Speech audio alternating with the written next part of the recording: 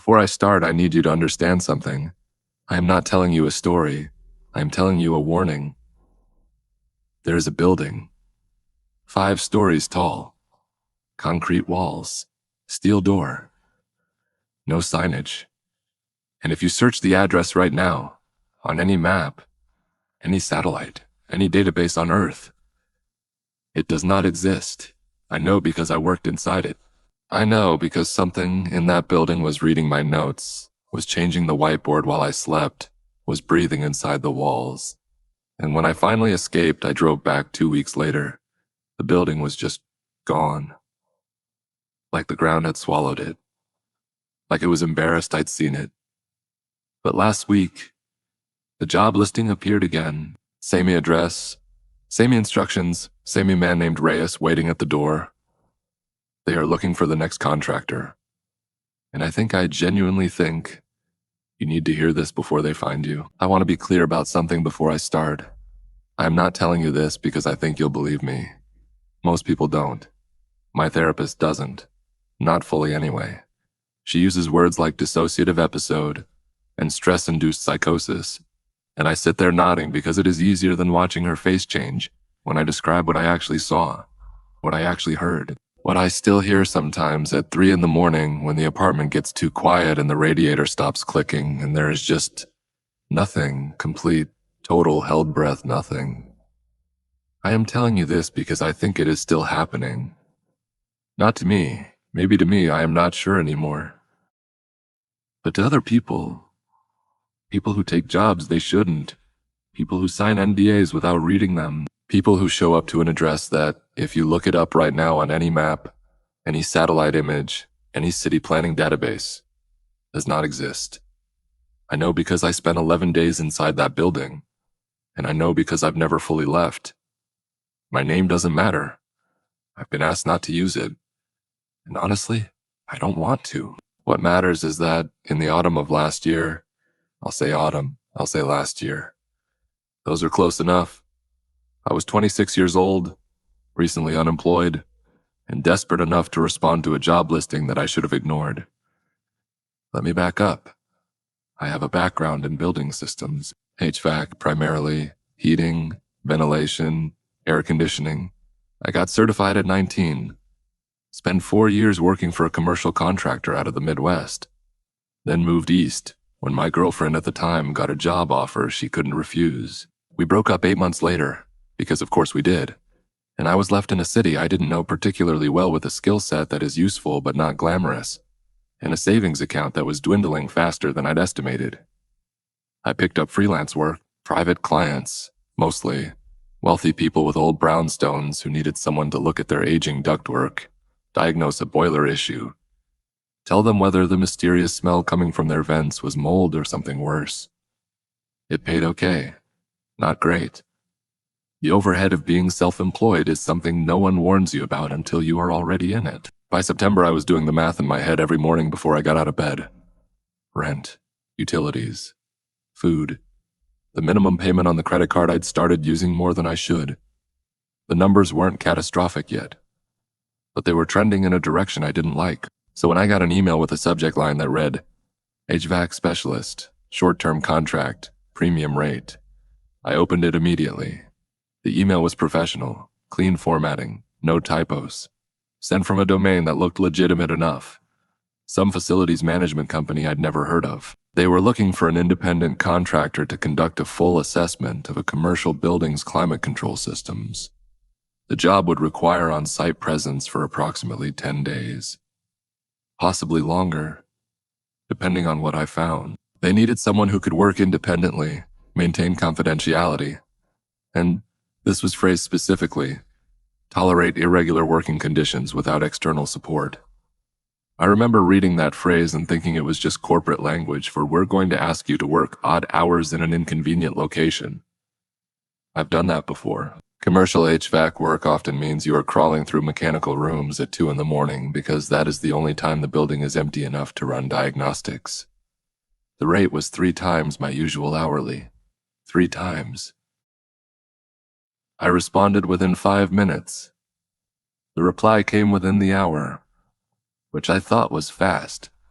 but didn't consider suspicious. They asked for my certifications, my insurance information, a brief work history. I sent everything.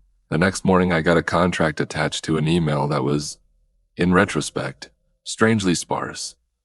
No phone number, no physical office address for the company, just the contract, an NDA, and a set of instructions for where to report and when. The NDA was extensive. I am not going to pretend I read all of it. I read enough to confirm I wouldn't be asked to do anything illegal, skimmed the compensation structure, and signed. I've signed NDAs before. They're common in commercial work, especially when clients have proprietary systems or ongoing litigation. I didn't think twice. What I should have done was look up the address they gave me before I agreed to go. The address was listed as 4441 Harwick Industrial Corridor. That sounds like a real street name. It has the structure of a real street name, the kind you'd find in the post-industrial zone at the edge of a mid-sized city, the kind of corridor that used to house manufacturing facilities and now hosts a mix of storage units, small distribution centers, and the occasional converted loft. I'd driven through areas like that dozens of times. I typed the address into my Maps app the night before I was supposed to report. No results. I tried a different mapping service. No results. I tried the city's official property database, which is publicly accessible online. I searched by address. Nothing came up. I told myself the database was outdated. Municipal property records are notoriously patchy. A newer building or a recently rezoned parcel might not have made it into the system yet. I told myself the map services hadn't caught up with the street layout in that part of the industrial zone. That happens too, especially in areas that don't get a lot of foot traffic. I had a follow-up thought, which was, I should probably email them and ask for clarification. I didn't. The money was too good. The morning I was supposed to report, I woke up at 5:30. I'd been given a check-in time of 7 a.m., which meant I needed to leave early to account for finding the place without GPS assistance. I'd printed the address on paper, an actual physical printout, because when your phone can't locate something, you start to feel like you need evidence it exists. I packed my work bag, diagnostic tools, a laptop, a flashlight, protective gear for confined spaces, the contract and NDA in a folder. I made coffee. I stood in my kitchen for a moment in the dark, drinking it, looking out at the street. I remember noticing how quiet it was, unusually quiet for that hour in a city. No garbage trucks, no distant sirens. The specific silence of a morning that hasn't decided yet what kind of day it will be. I drove out toward the industrial zone and started looking for Harwick Industrial Corridor. Here's what I found. The streets in that area are laid out in a rough grid, numbered and named in a way that makes sense from above but is confusing from inside a car. I drove slowly, watching signs. I found Hartwell Avenue. I found Hardwick Street. Different spelling. Note that. I found Industrial Boulevard, which runs east-west and cuts through the whole zone like a spine. There was no Harwick Industrial Corridor. Not as a named street, but between Hartwell Avenue and Industrial Boulevard, in a section I drove past twice before I saw it. There was an unmarked access road. Unpaved, more of a path than a road, really compacted gravel, just wide enough for a single vehicle, running north between two large concrete structures that blocked it from view from either main street. I stopped and looked at it, at the end of the access road. Maybe 150 yards in. I could see a building. I looked at the printed address in my hand. I looked at the building. I turned in. I want to describe the building carefully, because the way I describe it matters. Because every detail I am about to tell you is something I've gone over in my head hundreds of times, trying to find the place where wrong became obvious, and I've never been able to pinpoint exactly when it crossed the line. From the outside, it looked industrial. That is the only word for it. 5 stories, maybe 6. I was never certain because the roofline was irregular, stepped in a way that made counting stories difficult from ground level. Concrete construction. The kind of poured concrete you see in buildings from the 1960s and 70s. Slightly textured, weathered to a color somewhere between gray and beige. The windows were narrow, horizontal slits, the kind designed for ventilation rather than views, and most of them were covered from the inside by what looked like metal blinds or shutters. The entrance was a single heavy door set into the front face of the building. No signage. No directory. No intercom or buzzer that I could see at first. Just the door, which was steel, painted dark gray, with a handle instead of a knob. There was a man standing next to the door. He wasn't inside. He was outside, standing beside the entrance like he'd been waiting. He was perhaps 50, slim, in dark slacks, and a button-down shirt that seemed too formal for the setting. He had a clipboard. He looked at me as I pulled in and parked, and he didn't smile, but he nodded. The nod of someone who has been expecting you and is neither glad nor disappointed that you've arrived. His name was Reyes. That is what he told me. Just Reyes. No first name offered. He shook my hand firmly, checked my name against the clipboard, and said, "Good. You are on time. That matters here." I asked him what he meant. Does punctuality matter more in some facilities than others? It was a slightly stupid question, and I knew it when I was asking it. But something in his phrasing made me want to test it. He said, "In this building, yes. Keeping to the schedule keeps everything functioning properly. You'll understand once you are inside." That could mean anything. It probably means nothing. I told myself that and followed him in. The interior was not what I expected. When you work in commercial buildings, you develop an intuitive sense of space. Just from feeling the air and looking at the ceiling height, roughly how large a building is on the inside. You get a feel for volume, for proportion. The interior of this building felt larger than the exterior suggested. I know how that sounds. I know it is the kind of thing that gets dismissed immediately because it is not measurable. It is not empirical, it is just a feeling. But I've had that feeling confirmed since, in ways I'll get to, and I want you to understand that what I am describing is not just unease or disorientation. It was a genuine spatial wrongness that I felt in my body before I could articulate it in my mind.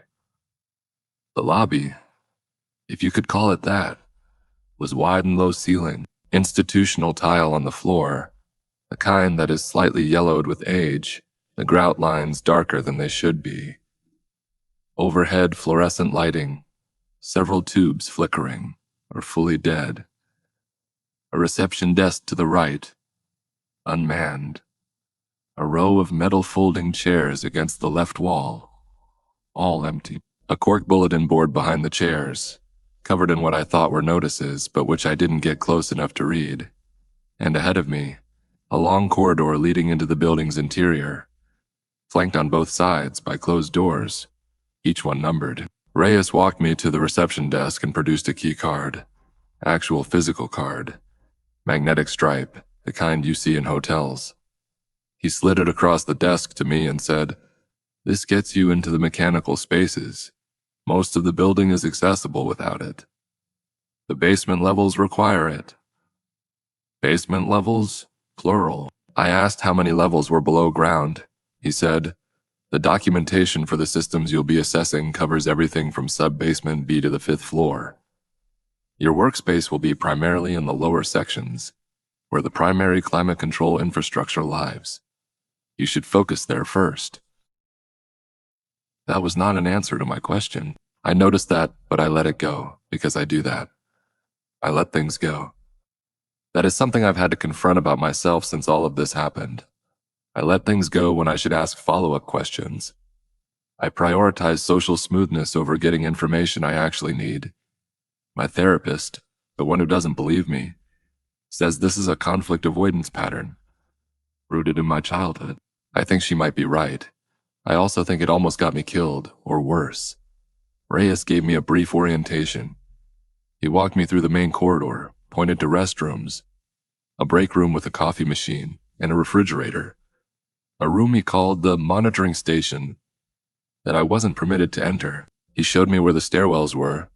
There were 2, one at each end of the building, and told me which one had access to the basement levels. He did not tell me what was on the floors above the lobby. I was going to ask. I had the question ready. And then he said something that replaced it. He said, "There are 3 rules that apply to working in this building. I am required to tell them to you before you start." And here's the thing. The way he said it wasn't dramatic. It wasn't ominous.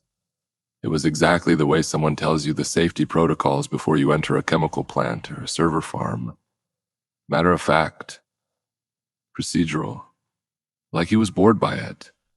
Rule 1. Do not use the stairs at the north end of the building after 9 p.m. Rule 2. Do not open any door on the 3rd floor. Rule 3. If you hear a sound you cannot identify coming from inside the walls, stop working and return to the break room and wait. He said the rules. He looked at me to confirm I'd understood, and then he turned and walked back toward the entrance. He paused at the lobby and said, "Your diagnostic documentation is in the break room. There is a cot set up in the room adjacent if you are working late enough to warrant sleeping here. Some contractors find it more efficient." And then he left the building. I heard the front door close. I heard the sound of a lock engaging. I stood in the corridor alone, in a building whose address doesn't exist, and I thought about the 3 rules, and I made myself not think too hard about them. Because the money was good, and I needed it, and I had work to do. The first day was almost normal. I want to emphasize the almost there, because I'm going to use it carefully. Almost normal is not normal. Almost normal is normal with something underneath it that you can't quite see, and you spend most of your energy pretending the thing underneath isn't there. The documentation in the break room was thorough. Floor plans of the mechanical systems, spec sheets for the climate control equipment, a log of previous maintenance that went back to a date in the early 90s, handwritten in a way that made me think the building was older than it looked. The HVAC system itself was a complex one. Multiple independent zones, older duct infrastructure, mixed with newer retrofit components, a central plant in the sub-basement that the documentation referred to as the core. I spent the morning familiarizing myself with the documentation and planning my assessment route. I ate lunch in the break room. I'd brought food, sandwiches in a cooler because I didn't know what would be available. The refrigerator was empty except for 2 cans of soda I didn't touch. The coffee machine worked, and the coffee was terrible, and I drank it anyway. In the afternoon, I went into the basement. The stairwell access was exactly where Reyes had indicated. I used the key card at the basement door and descended into sub-level B, which is where he'd said the primary infrastructure lived. The air in the basement was different. Not bad. Not wet or mold-smelling, which I was half expecting in a building this old. It was dry and cool and carried a faint mechanical hum, the kind that a large HVAC system produces when it is running. A low-frequency vibration you feel more in your chest than hear with your ears. The basement was large, significantly larger, in my estimation, than the building's footprint should have allowed. I noted this in my log. I kept a personal log in addition to the professional documentation, a habit I'd developed working in unusual spaces, and then I set it aside and focused on the equipment. The equipment was strange. Not completely. Not in a way that would have alarmed anyone who wasn't deep into commercial HVAC, but there were configurations I didn't recognize. Valve arrangements that didn't correspond to any system architecture I'd been trained on. Ductwork that seemed to go in directions that didn't match the floor plan. A section of pipe that was warm to the touch, significantly warm, in a zone that the documentation said should be running cold air return. I made notes. I took photographs with my phone. I assumed I was dealing with a system that had been modified significantly over the years, perhaps by multiple contractors working without full knowledge of each other's changes. That is more common than you'd think. Buildings accumulate patchwork systems, and sometimes the documentation never catches up. I worked until about 6 in the evening, which is when the quality of my concentration started to decline. I went back upstairs, ate a second sandwich, and made a decision about sleeping. I had an apartment. I could drive back, but the commute was about 45 minutes each way, and starting at 7 a.m. meant getting up early enough that staying here was genuinely more efficient. And the cot that Reyes had mentioned, I went and looked at it, and it was actually decent. A proper folding cot with a sleeping pad, in a small room off the break room that had a working light and a hook on the door. I made myself comfortable. I set an alarm for 6 a.m. I lay in the dark and thought about the 3 rules. Do not use the stairs at the north end of the building after 9 p.m. Asterisk, I checked. It was now past 9. I had no reason to use the north stairs. I was in the south end of the building, adjacent to the break room. It was fine. Why not open any door on the 3rd floor? Asterisk, I'd only been to the basement and the ground floor. The 3rd floor hadn't come up. Fine. If you hear a sound you cannot identify coming from inside the walls, stop working and return to the break room and wait. Asterisk, I'd heard the mechanical hum. I knew exactly what that was. Nothing I couldn't identify. I went to sleep. I woke up at 2:17 in the morning. Not to my alarm. My alarm wasn't set for 2:17. I woke up because of the silence. This sounds like a contradiction. How do you wake up because of silence? But if you've ever fallen asleep in a space with a consistent ambient sound, a fan running, a highway outside the window, a building's mechanical systems humming, you'll know what I mean when I say the silence hits you like a noise. Your brain was using that sound as a background constant, and when it stops, the change registers as an interruption. The mechanical hum had stopped. A building's HVAC system doesn't just stop like that, not cleanly, not completely. There is always residual fan noise, always the movement of air through the ducts, always the small sounds of the system winding down gradually. This was just gone. I lay on the cot for a moment, fully awake in the way you get when you are in an unfamiliar space and something has changed. I thought about the equipment I'd assessed that afternoon, whether there was something I'd seen that would explain an unscheduled shutdown. I couldn't think of anything. Then I heard it. Not from the walls. Not yet. From above me. Footsteps. Clear, deliberate, unhurried footsteps on the floor directly above me, which would be the 2nd floor. I lay very still and listened. The steps moved from what I estimated was the south end to roughly the center of the building. They stopped. They started again, moving back the way they'd come, but slower, as if whoever was walking had found something of interest and was looking at it, and then resuming. I told myself security guard, night watchman, someone I hadn't been told about but who absolutely existed because buildings like this have night security, because that is normal. The footsteps stopped at roughly the central point of the building, directly overhead. I held my breath. Nothing for about 30 seconds. Then very slowly, something started dragging across the floor above me. Not fast, not violent, just a slow, heavy, continuous drag, like a piece of furniture being moved, like a body being moved. I know that is a dark thought, and I know I am priming you with it by saying it out loud, but that is what my mind went to. In the dark, in that cot, in that building, the dragging continued across the ceiling above me, paused, and then, and I want to be exact here, came back in the opposite direction. Same way, like something was being moved back to where it started. Then nothing. The mechanical hum came back on. All at once, the full system hum, like a power restore. Like something had paused everything and then resumed it. I didn't sleep again that night. In the morning I went upstairs. 2nd floor. I took the south stairs. It was before 9 a.m., so both stairwells were technically available to me, but I took the south one out of habit and a reluctance to test any of the rules even accidentally.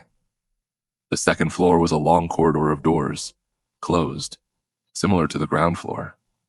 The tile was the same institutional yellow-white. The fluorescent lighting was the same, and I stood there for a moment, just looking. There was no furniture of any kind in the corridor. Nothing that could have been moved. No pieces of equipment, no storage, nothing. The corridor was perfectly empty. I walked to the center, where the footsteps had paused. The floor there looked the same as everywhere else. No scuff marks, no drag marks, Nothing to indicate anything had been moved. I want to be honest about the explanation, I told myself. The building was large. I'd misjudged where the break room was relative to where the sound came from. Maybe the footsteps were from the third floor, not the second. Maybe the dragging was from another section entirely. Maybe. I went back to work. Days 2 and 3 were professionally productive. I traced the ductwork through the sub-basement and ground floor, identified 3 sections that needed replacement, found a failed damper in one of the zone controllers, documented a refrigerant leak in a secondary cooling loop. Real work. Measurable work. The kind that fills your head with task-related thoughts and doesn't leave much room for anything else. I did not go above the ground floor. My work was below and at ground level. There was no professional reason to go upstairs. I told myself that was the only reason I stayed away. The nights were fine. Relatively. The mechanical hum continued without interruption. I heard nothing from above. I slept poorly, but I slept. On the 3rd evening, though, I noticed something in the break room. There was a board on the wall. I hadn't paid much attention to it because I'd taken it for a normal whiteboard. The kind every break room has, usually covered in passive-aggressive notes about lunch theft. But when I walked past it that evening and actually looked, I saw that it was covered in writing I hadn't put there. Not writing exactly. More like notation. A grid of numbers and letters that I couldn't immediately parse. Dates. At least some of the entries appeared to be dates. Formatted oddly. A column of what might have been times. And in the corner, circled in red marker, a phrase, Cycle 7, Assessment Ongoing. I stood in front of that board for a long time. I had not written anything on it. I had not seen anyone else in the building. Not since Reyes left on day 1. There is no one here but me. Cycle 7. I photographed it with my phone. Later, when I tried to look at the photographs, the image was overexposed. Not slightly, completely. A flat white rectangle where the board should have been. I took another photo. Same result. The photos I'd taken of the equipment in the sub-basement were fine. But every photo I took of the break room came out white. I started writing things down in my personal log instead. Day 4 is when I found the first door, not on the 3rd floor, in the sub-basement. The floor plans I'd been given showed the sub-basement as a single large mechanical space with several equipment alcoves. And that is largely accurate. I'd been working in there for 2 days, and I had a reasonable mental map of it. But on day 4, I was tracing a duct run that went further back than I previously followed. And at the very back of the mechanical space, behind a large air handler unit, there was a door I hadn't noticed before. It was different from the other doors in the building. Those were institutional, metal, utilitarian, numbered. This door was wood. Old wood, dark with age, with a round brass handle. The kind of door you'd find in the interior of an old house, not in an industrial basement. I stood in front of it for a while. It was not on the floor plan. There was no rule about sub-basement doors. The 3 rules Reyes had given me were specific. North stairs after 9, 3rd floor doors, unidentifiable sounds in the walls. This was a sub-basement door. It was not on the list. That is genuinely how I rationalized it to myself. I want you to know that. I wasn't being reckless. I was working my way through a mental checklist, and this door didn't appear on any of the prohibited items, and so it was technically not off limits. I tried the handle. It wasn't locked. It opened smoothly, silently, like it had recently been oiled. Behind it was not another mechanical space. It was a room, a furnished room, a small room, maybe 12 feet by 10, with wallpaper, actual wallpaper, a faded pattern of vertical stripes that might have been green once, and a wooden chair, and a small desk, and a lamp on the desk that was on. The lamp was on. There was electricity running to it. The light it produced was warm and yellow, the way incandescent light is, and it made the room look like a photograph from a different era. On the desk there was a book. I went in. The room smelled like paper and something else. Something I couldn't identify immediately, and then identified as a specific kind of cold. The kind that comes from stone. from being underground without being damp. A geological cold. The book on the desk was not a published book. It was a composition notebook. The black and white marbled kind.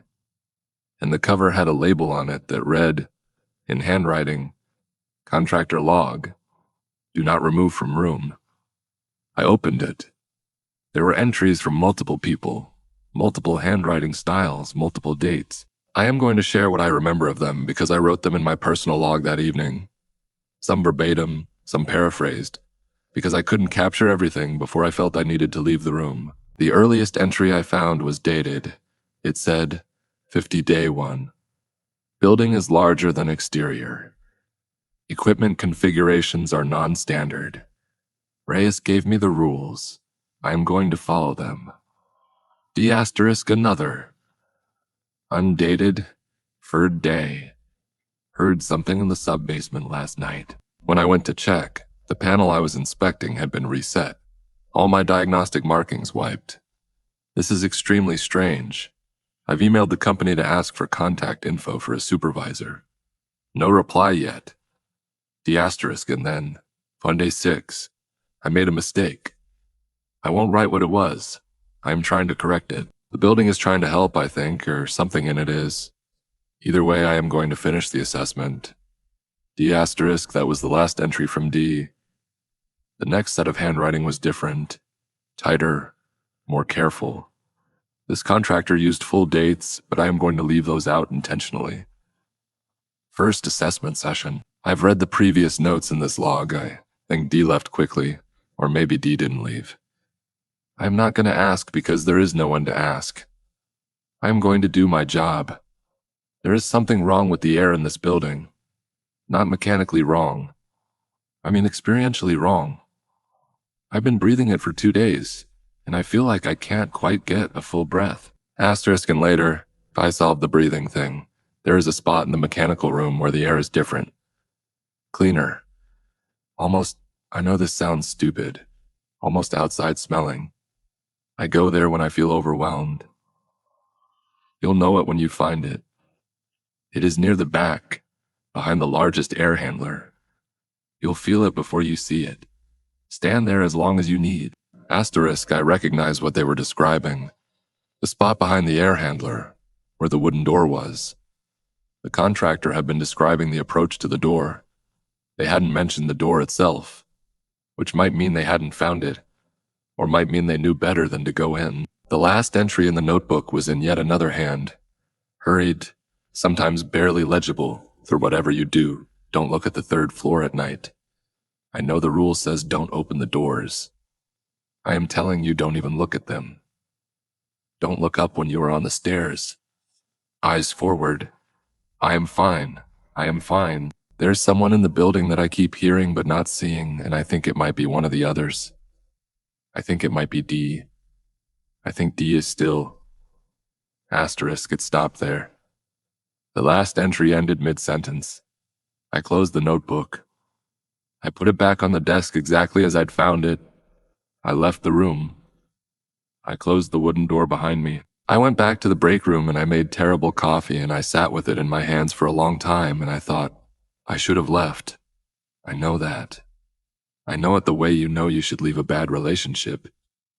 Clearly, factually, with no uncertainty about the logic, I should have packed my bag, driven to a phone that worked properly, called the number from the contract email even though it had never actually answered in any of my attempts, and said, I am not completing this job. You can keep the partial payment. I am done. I didn't do that for 3 reasons. The first reason was the money. I've said that already. I won't belabor it. The second reason was that I had no proof anything was actually wrong. A contractor log full of progressively disturbing entries. That could be a prank, a hazing tradition. Something previous contractors had started as a joke that spiraled.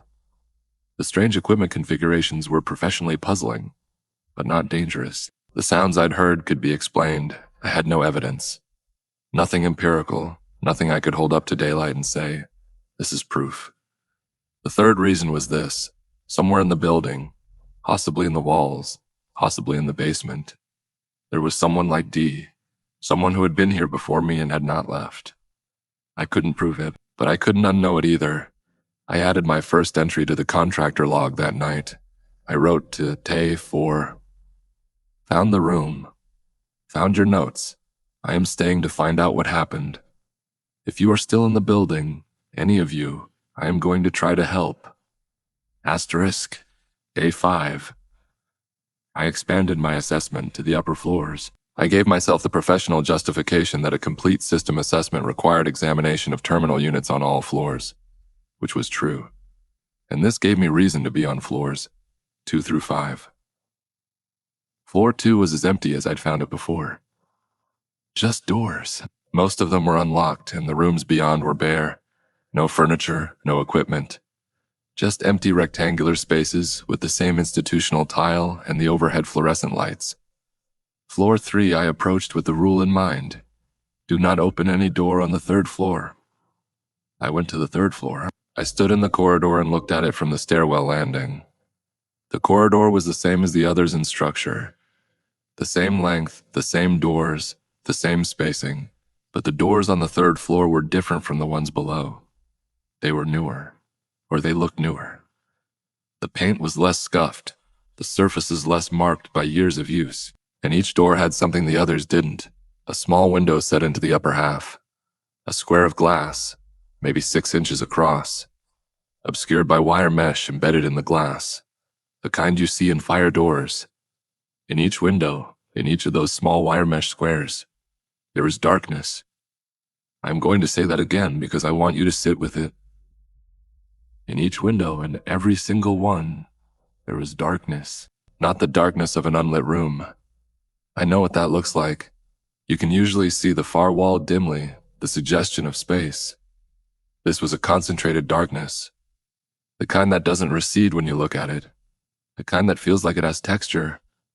I stood at the stairwell, and I looked down that corridor, and I counted 15 doors, and I was not going to go closer. I had the rule in my head, and I respected it, but I was looking at door number 7 when I saw the darkness in its window move. Not shift, not flicker. Move. Deliberately. Like something behind the glass had been still and had then turned. Or turned away. I went back down the stairs. I spent the rest of day 5 in the sub-basement working and thinking.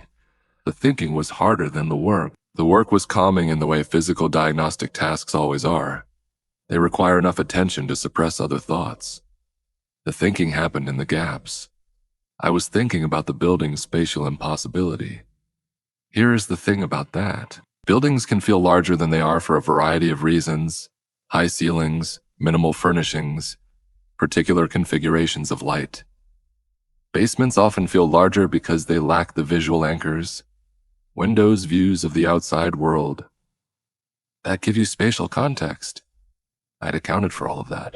But I was now on day 5, and I had covered significant ground in this building, and my professional estimate of its interior cubic footage was significantly, consistently larger than what the exterior dimensions could contain.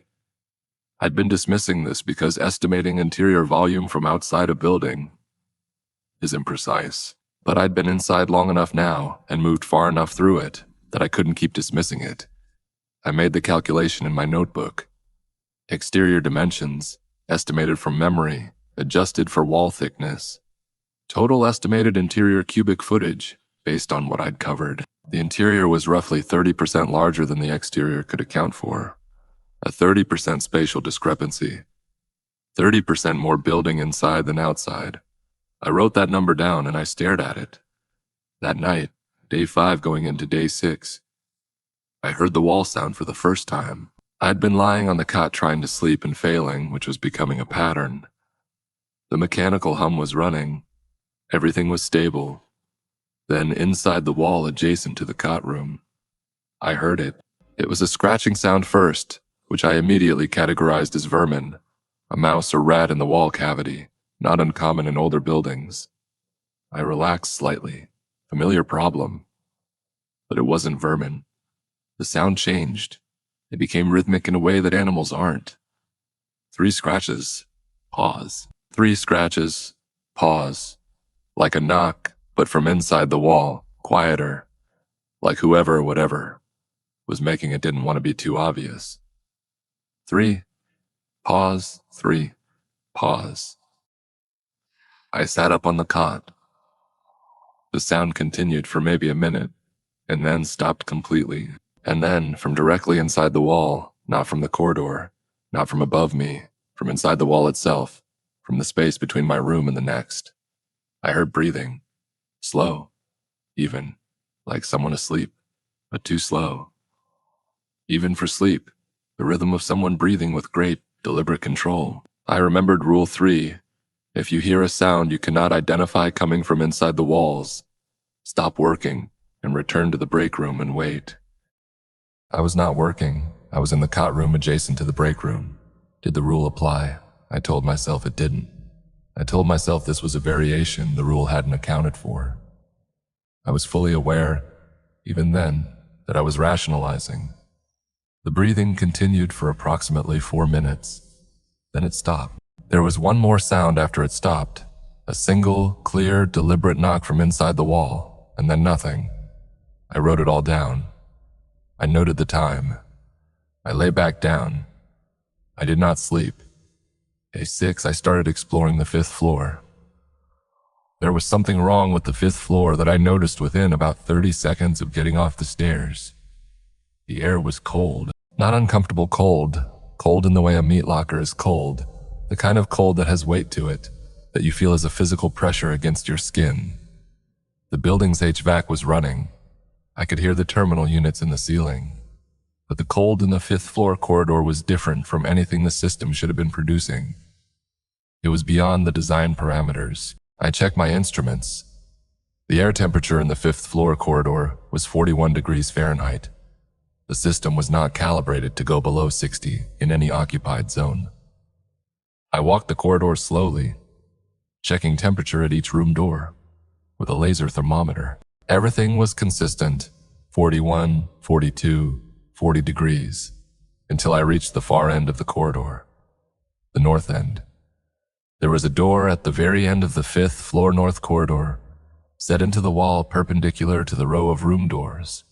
Not a room door, a utility door, unmarked, no window. The temperature reading at that door was 23 degrees Fahrenheit.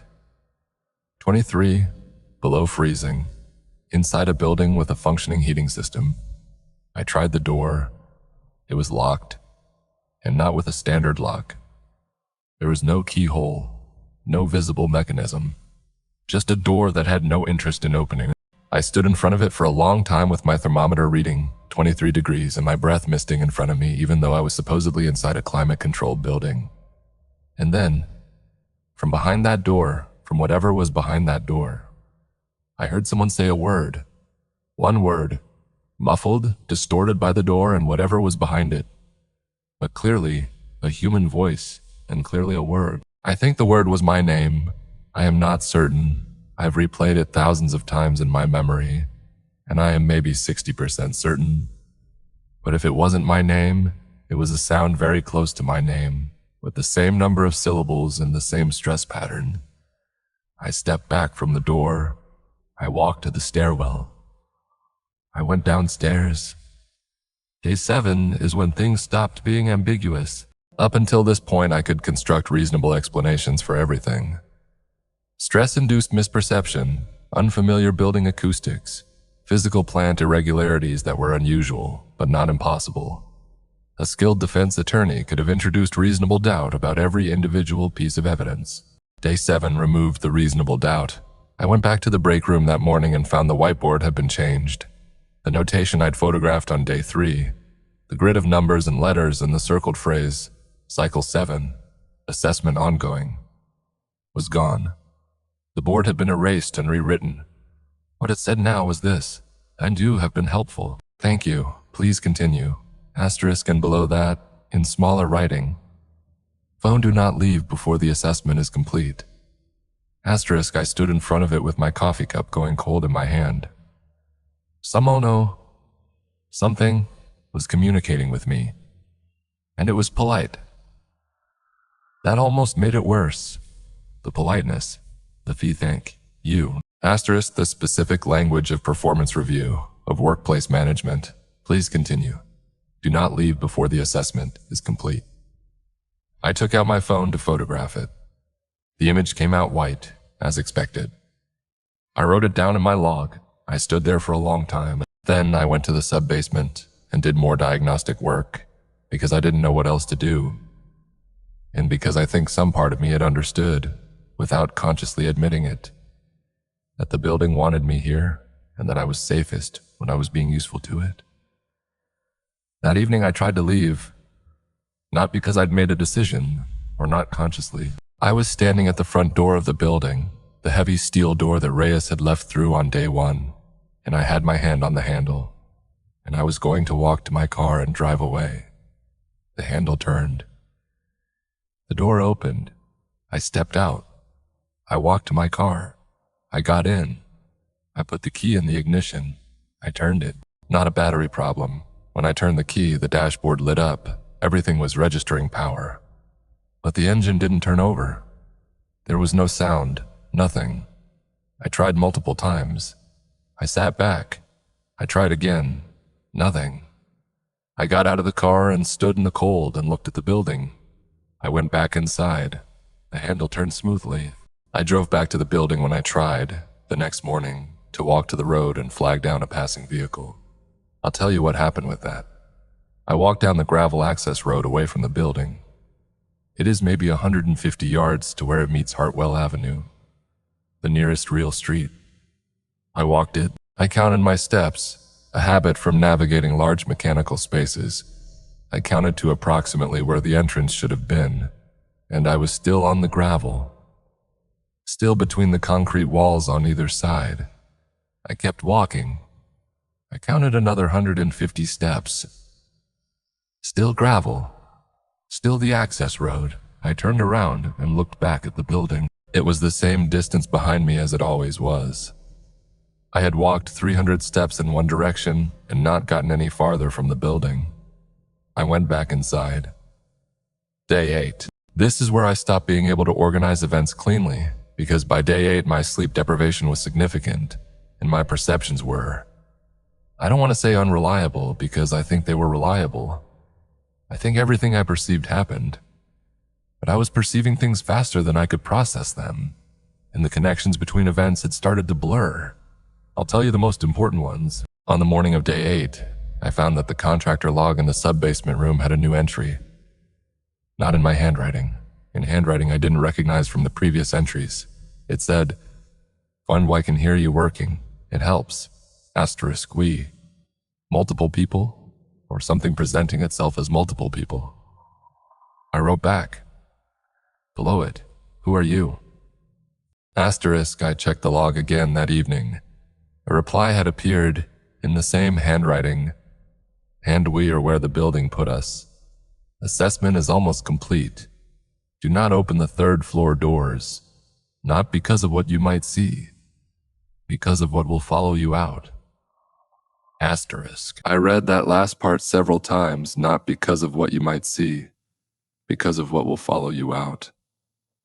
I went to the 3rd floor on the evening of day 8. I know. But consider, I was alone in a building with no communications working properly, with an impossible spatial geometry, with someone or something leaving me messages. And I was also a person who was there to assess the building, who had not fully explained to himself why the 3rd floor's climate control was different from the others, who had professional and fine, yes, personal reasons to try to understand what was on the other side of those doors. I didn't open a door. I kept that rule. I stood in the corridor, and I looked at the doors from the threshold, and I looked at the small wire mesh windows. They were all dark again. The same concentrated, textured darkness, except the middle one. Door number 8. I counted. I made sure. Door number 8 had light behind the window. Dim, warm light, the same quality as the lamp in the sub-basement room. I walked toward it. I kept my eyes on the window. At a certain point, I'd estimate 15 feet from the door, the darkness in the adjacent windows began to move. To shift, like something previously still was adjusting its position, orienting toward me, the way a plant turns toward light. Except these were turning toward me. I stopped walking.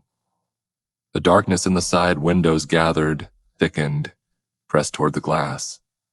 I could see, in door number 8, a figure, a silhouette, backlit by the warm lamplight, standing in the middle of the room behind the door, standing perfectly still, looking at me through the mesh window.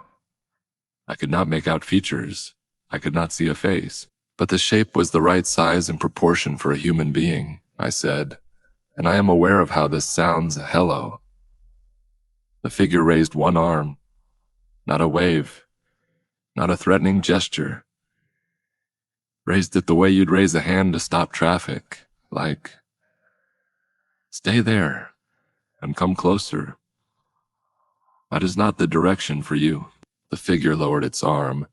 Then, slowly, it pointed downward, at an angle, in the direction of the sub-basement. I turned and went back down. In the sub-basement, I found that the wooden door in the floor plan room, the one I'd gone through to find the log, had been left open, not just unlocked. Open, swung wide. I went through it. The room with the notebook and the lamp was the same as before, except the notebook was open to a new page. At the top of the page, the assessment is almost complete. One section remains. Asterisk below that, Tim below sub-basement B. There is another level. The access is behind the primary air handler. The panel on the north face is not sealed. This is intentional. Asterisk and below that, B-fine will not make sense to you. It does not need to. You only need to document it. Asterisk, I read it twice. I set the notebook down. I went to the primary air handler. The air handler is a large unit, the largest piece of equipment in the sub-basement. It is roughly the size of a small room itself. I had been around and between parts of it for days. The north face is a maintenance access panel, which I'd already noted was slightly looser than it should be, which I'd attributed to previous maintenance work. I pressed on it. It swung inward. Behind it was not a maintenance cavity. It was a staircase. Narrow concrete stairs going down into darkness. The air coming up from below was cold. Not fifth, floor corridor cold. Not industrial cold. A different kind of cold. The geological cold I'd smelled in the sub-basement room. A cold of deep earth. I had my flashlight. I went down. I am going to describe what I found below sub-basement B as accurately as I can. And I want you to understand that every time I've tried to tell someone this is the part where they stop believing me or start looking at me differently. So I've mostly stopped telling people, but I am telling you now because I need to say it out loud, or the written equivalent of out loud. At least once more. The space below sub-basement B was not a mechanical space. It was a room. A circular room much larger than should have been possible, with a ceiling that disappeared into darkness above me, and a floor of something that wasn't concrete. Something that looked and felt like compressed earth, smooth but unmistakably organic in origin. The walls were the same, around the perimeter of the room. At regular intervals were columns, not structural columns, something else. Each one was approximately 4 feet in diameter, floor to ceiling, and they were made of, I don't know what they were made of. They were opaque, slightly warm to the touch when I pressed my hand against one. They had texture. They pulsed. Slowly, at irregular intervals, each column pulsed. A wave of movement that traveled up from the floor, like a slow heartbeat. There were 12 columns. In the exact center of the room, there was nothing. A clear space, perfectly bare, perhaps 10 feet in diameter. I stood at the edge of that circle and I looked at the columns and I listened to the building breathe. Because that is what I understood it to be.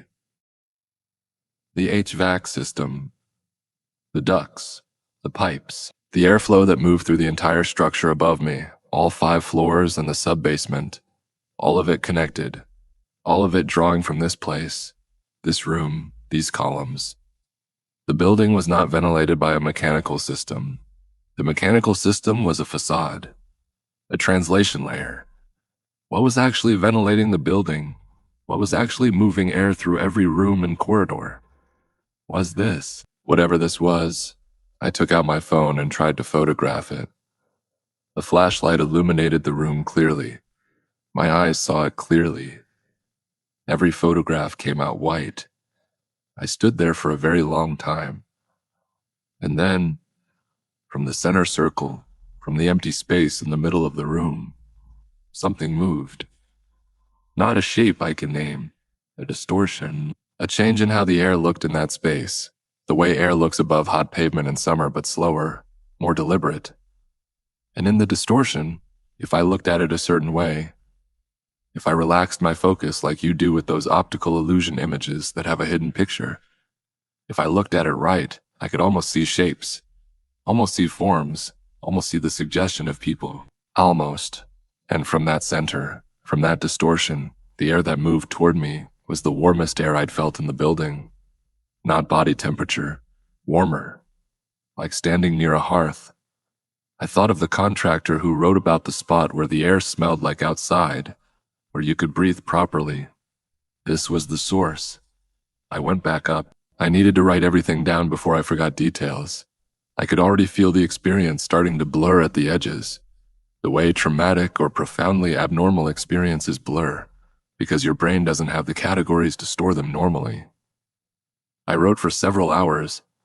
I filled most of the remaining pages of my personal log. At some point during the night, I fell asleep at the break room table. When I woke up, it was day 9 by my count, and the whiteboard had been changed again. It said, "Divertissement complete. Documentation received. You may go." Asterisk, and below that, "I viewed your log." Asterisk. I sat at the table and looked at that for a long time. Leave your log. They had been reading my log. Somehow, in some way I don't understand, what I'd written had been transmitted to or accessed by whatever is in this building. The assessment they needed wasn't of the HVAC equipment. The assessment they needed was someone to go through the building, perceive its systems, and document the experience. To put what the building was into human language, I was not an HVAC contractor. I was a witness. I want to skip over the exit, partly because it was anticlimactic, and partly because some parts of it are still. I don't have the right word. They haven't resolved themselves into memory properly. They exist in a form I can access, but not narrate. What I can tell you is, on day 9, my car started. The gravel path led to Hartwell Avenue. I drove away. I didn't look back. I mean that literally. I made a conscious decision not to look in my rearview mirror as I drove down that access road, and I maintained that decision for the entire drive home. I left my personal log on the break room table. I still have the professional documentation, the spec sheets, the floor plans, the notes on the failed damper, and the refrigerant leak. All of it sits in a folder in my apartment. The professional documentation is completely normal, a boring record of a commercial HVAC assessment for a building with aging systems. Nothing in it would alarm anyone. If you found it without context, you'd assume it was just work. Here's what happened afterward. I tried to build a company. The email address I had was no longer active. It bounced. The contract had a mailing address for the billing department that, when I tried to look it up, was a commercial mailbox service that had no record of the account. The company name, which I won't share here, returns no results in any business registry I can find. My partial payment, the advance they'd sent when I signed the contract, had arrived in my bank account as a wire transfer from a source I couldn't trace when the bank investigated it on my behalf. It is just money. It came from somewhere. The bank shrugged. I went back to the industrial zone once. About 2 weeks after I left, I drove to Hartwell Avenue and looked for the access road. It was there. The gravel path between the two concrete structures. I drove in. At the end of the path, there was nothing. Not a demolished building. Not an empty lot. Nothing. No cleared ground. No debris. No foundation. Grass. Overgrown, untended grass. The kind that has been growing undisturbed for years, broken by a few struggling trees. No footprint where any structure had ever stood. I got out of my car. I walked through the grass. I was looking for something. I am not sure exactly what. Evidence, anything. I found one thing. A wooden chair. Old dark wood, the kind you'd see in a small room with wallpaper and a desk lamp. Sitting in the grass, completely out of place, like it had been set there deliberately. I didn't touch it. I drove away. The psychological aftermath stuff, the sleep issues, the therapy, the persistent difficulty with enclosed spaces. All of that is real and boring in the way that trauma aftermath is boring. I'm not going to dwell on it. It is mine, and I'm dealing with it. What I want to tell you is the thing that keeps me up at night, the thing that has kept me writing this, the thing that I've never said out loud to anyone. I've been trying to find the building again, not to go back in, to confirm it still exists somewhere, in some form, with some address. Because if the address doesn't exist, and the building doesn't exist, then I can accept what my therapist says and move on. Dissociation. Stress-induced episode. A break from reality during a period of financial desperation. But I have the wire transfer record. I have the physical key card that Reyes gave me. I have 11 days worth of professional documentation that reflects 11 days of real work on real equipment. And I have this. 3 weeks ago, I found a job listing. Same structure. Same sparse email format. No phone number, no office address for the company. HVAC specialist, short-term contract, premium rate. The company name was different. The email domain was different, but the instructions read, Fort Report to 4441 Harwick Industrial Corridor. Asterisk same address, the same address that doesn't exist. I did not respond. I am writing this instead. There is something else I need to tell you.